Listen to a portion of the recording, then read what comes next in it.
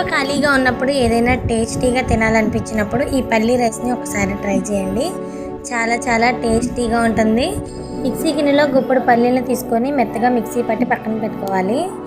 అన్నంలో కొద్దిగా ఉప్పు, కొంచెం పసుపు, మీ టేస్ట్కి తగ్గట్టు కారం వేసుకొని, కొద్దిగా అల్లం వెల్లుల్లిపాయ పేస్ట్ వేసుకొని, ముందుగా మిక్సీ పట్టుకున్న పల్లీ పౌడర్ని వేసుకొని బాగా అన్నానికి పట్టేలాగా కలుపుకోవాలండి.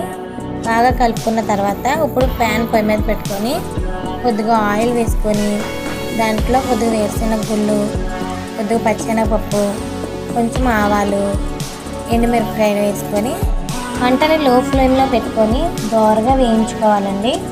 దోరగా వేయించుకున్న తర్వాత ముందుగా కలిపి పెట్టుకున్న అన్నాన్ని ప్యాన్లో వేసుకొని మంటని హై ఫ్లేమ్లో పెట్టుకొని ఒక 2 మినిట్స్ బాగా కలుపుకోవాలండి. కలుపుకున్న తర్వాత సర్వ్ చేసుకోవడమే. అంతే, టేస్టీ అయిన పల్లీ రైస్ రెడీ.